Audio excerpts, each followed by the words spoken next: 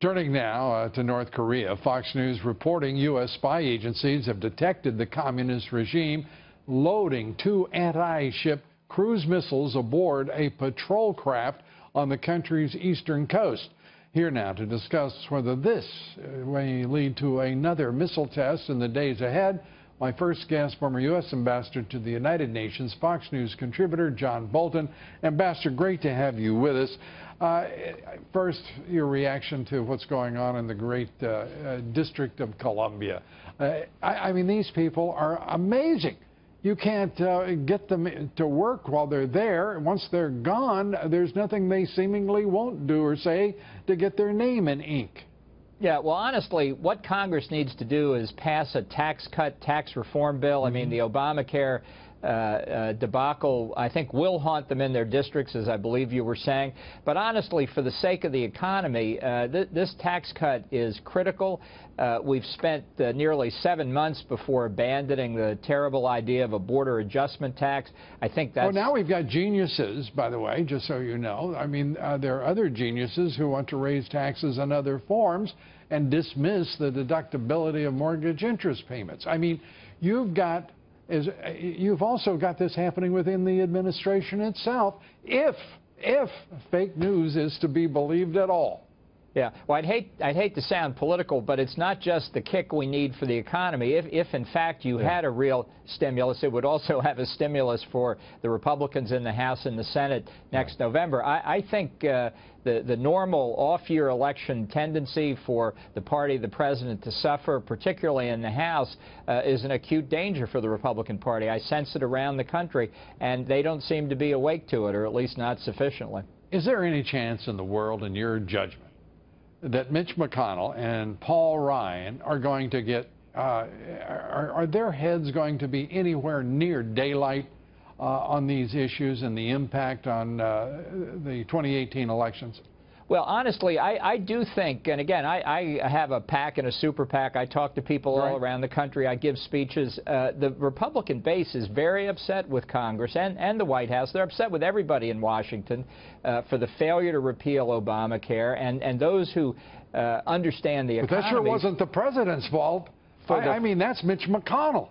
I'm just saying there are people who will point different fingers, but I'm afraid the generalized impression is Washington can't do what they said they were going to do. They're not ready for prime time. And the effect in an off-year election on the Republican base is that they will stay home. They're not going to vote for the Democrats. But instead of coming out in the numbers that we need, I'm afraid they're going to stay home. And I just hope, particularly in the House, which is more vulnerable because of the nature of the seats up for the Senate, you know, we don't need to lose many seats before we'll lose a majority. And I think if that happens, if the Democrats gain control, item number 1 on the agenda will be to impeach Trump.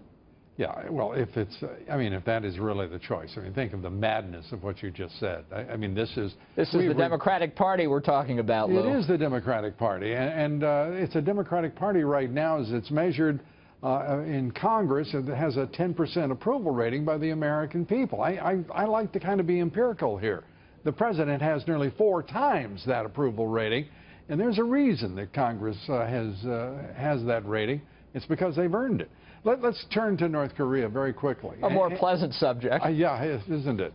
It is a pleasant subject in that the president achieved something people said just weeks ago it would be impossible for him to, which is a 15-0 vote in the Security Council against North Korea and placing sanctions against them, with Russia and China voting with the United States.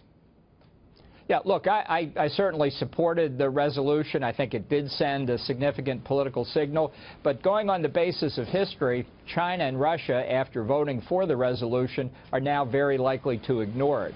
And I think this is a real test. I think the president's proceeded on an optimistic basis with both China and Russia dealing with the North Korean nuclear program. Don't you think he should?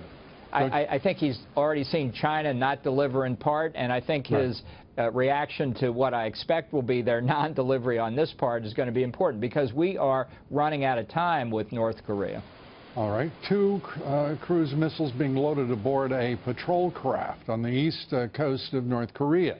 That clearly, from the imagery developed by our satellites over the region, what should be the U.S. response?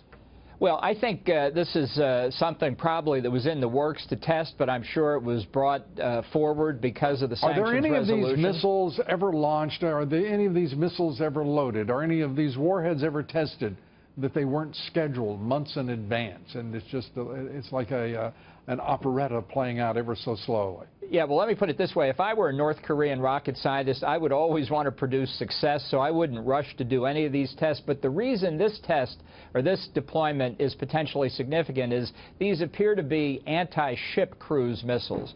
So if the North Koreans fear a military expansion of U.S. military activity in the Sea of Japan, in the Yellow Sea, potentially threatening the regime, they're trying to show they have weapons that can endanger our carriers and other major capital ships. So it'll be very interesting to see if they carry through on the test and whether or not it's successful. And where they send those patrol craft, because we have seen other provocations in which the United States, whether it be in the Gulf of Hormuz, whether it be in the Persian Gulf, come within 150 yards of a U.S. ship. Hopefully that won't be the case anywhere near the Sea of Japan.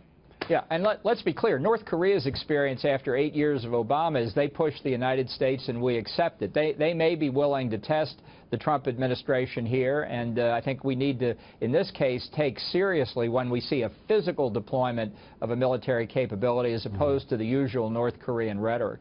Yeah, putting the missiles even aboard an